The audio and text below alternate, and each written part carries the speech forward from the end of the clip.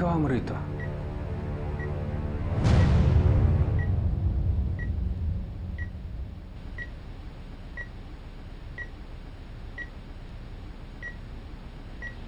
Tito, si ano po kasi, kausapin niya daw po si Belle.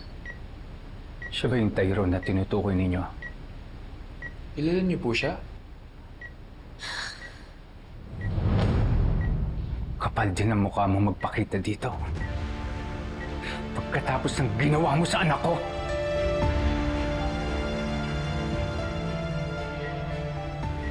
Tito, nasa kwarto po tayo ni Belle. Hindi po ito makakabuti sa kanya. Sir Chris, sorry po. Gusto ko lang po makita si Belle. Para ano ba? Ha? Para saktan siya uli? Hindi naman po sa ganun. Tumahimik ka. Kung kailangan paliwanag mo, isa lang ang malinaw sa akin. Wala kang karapatan na pumunta rito at magpakita sa anak ko pagkatapos ng ginawa mo sa kanya. Umalis ka na rito! Alis ka na daw. Ano bang ginagawa mo? Umalis ka na rito! Sinabi na umalis ka na rito eh! Umalis ka rito, Tyrone! Brad, umalis ka na. Sana okay si Tyrone. Napahamak ata namin siya. Huwag ka nang lalapit sa anak ko, Tyrone.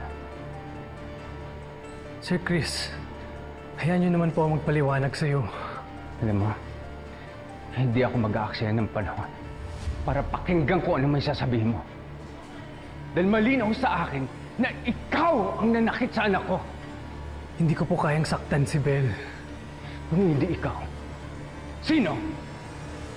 Ha, Tyrone, sino? Ikaw ang huling kausap ni Belle bago siya mahulog. At si Wesley mismo nagsabi sa akin na siya mismo nag-set up para magkita kayong dalawa. Ako nga po ang huling kausap ni Belle.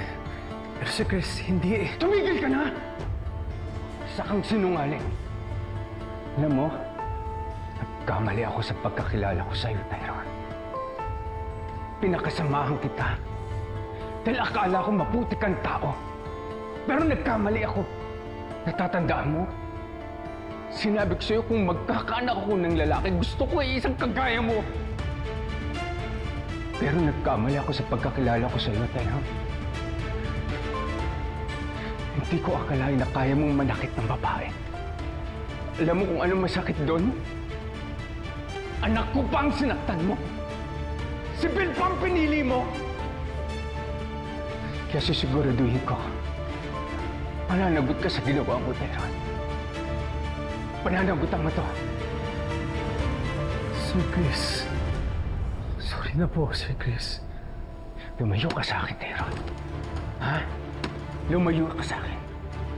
Lumayo ka sa akin! Baka kung ano pa magawa ko sa'yo. Umalis ka na! Sige po.